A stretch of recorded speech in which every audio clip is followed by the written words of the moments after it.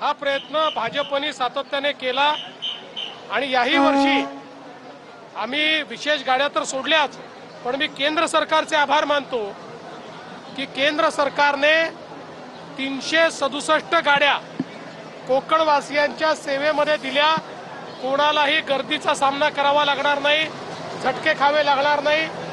या व्यतिरिक्त आमच्या महायुती सरकारच्या माध्यमातून, भाजपच्या माध्यमातून 550 बसेस या कोकणामध्ये आम्ही पाठवतो आहोत आणि आपल्याला कल्पना आहे की कोकणवासियांना गणेशोत्सवाच्या निमित्ताने टोल माफी देखील आम्ही दिलेली आहे।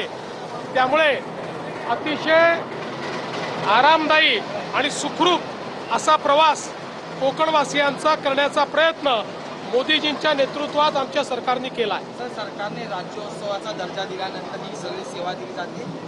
भाविकांचा, कोकणवासियांचा नेमका काय प्रतिसाद आहे? मला असं वाटतं की खूप आनंद त्यांनी व्यक्त केला आहे। आताही तुम्ही बघितलं असेल तर कोणी बोललं नाही तरी त्याचा चेहरा बोलतोय, चेहऱ्यावरचा आनंद बोलतोय। कारण आपल्याला कल्पना आहे मागच्या काळात किती कष्ट घेऊन आमची कोकणी मंडळी कोकणात जायची, आता ते कष्ट कमी झाल्याचा आनंद आहे।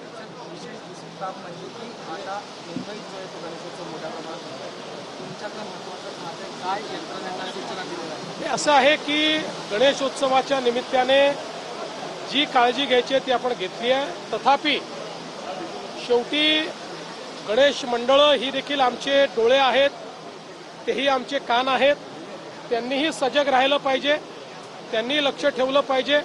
पोलिसांची कोऑर्डिनेशन त्यांचं अतिशय चांगलं आहे आणि विशेषतः गर्दीचं योग्य प्रकारे नियंत्रण झालं पाहिजे असा आमचा प्रयत्न असेल। सतत एवढी सेवा पुरवली जाते पण विरोधक सतत जो आहे तो मुंबई गोवा महामार्गाचा असं आहे की मुंबई गोवा महामार्गामधला एक पॅच हा राहिलेला ही वस्तुस्थिती आहे, पण इतर पूर्ण झालेला महामार्ग देखील आपल्याला पाहावा लागेल। आता जवळपास 90% महामार्ग चांगला आहे, पण 10%चा त्रास आहे। मला असं वाटतं आपण अपेक्षा करूया त्रासाचं शेवटचं वर्ष आहे।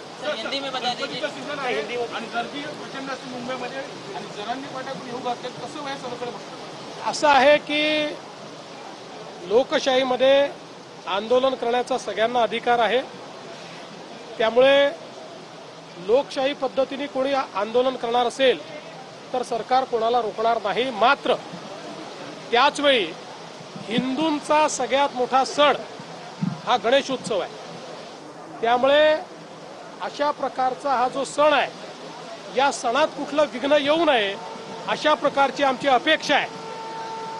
आणि मला विश्वास आहे की या ठिकाणी आंदोलकही हिंदूंच्या या महत्त्वाच्या सणामध्ये म्हणजे गणेशोत्सवामध्ये कुठलाही खोडा घालणार नाहीत।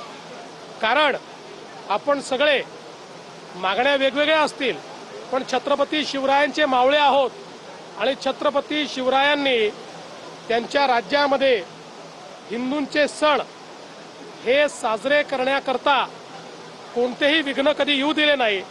किंबहुना अनेक ठिकाणी जिथे विघ्न आलीत किंवा परकीय आक्रमकांनी आणलीत त्या ठिकाणी त्यांचा निपात करण्याचं काम हे त्यांनी केलेलं आहे। बाकी ज्याला आंदोलन करायचं त्यांनी लोकशाही मार्गाने करावं। माझ्यावर बोलताना ते म्हटलं की एकनाथ शिंदेंना तुम्ही काम करू देत नाही। शिंदे साहेब नाही म्हणाले ना, असं संपला विषय।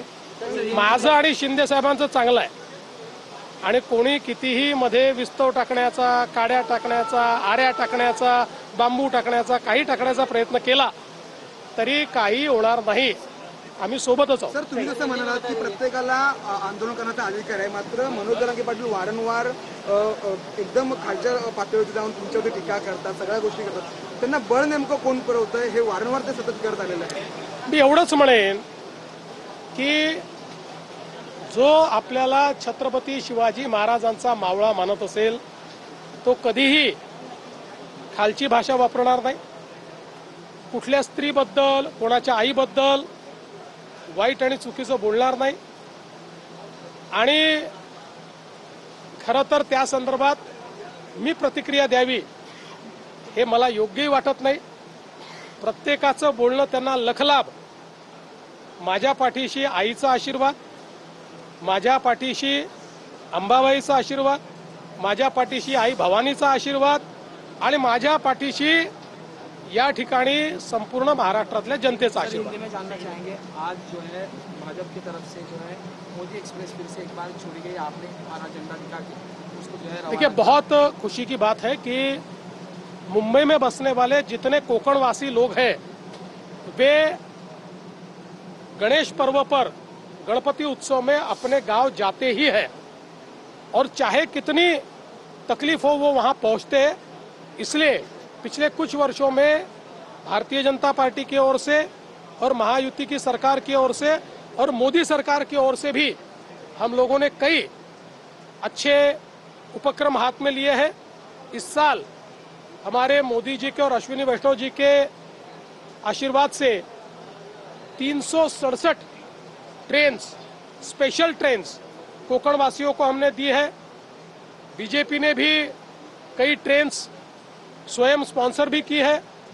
करीब 550 बसेस ये हमने कोकण के लिए दी है और साथ में चूंकि अब इसको हमने राज्य उत्सव के रूप में मनाना तय किया है, तो मुझे ऐसा लगता है कि हमने टोल की माफी करके जो हमारे कोकण वासी है उनके लिए एक प्रकार से मार्ग प्रशस्त किया है।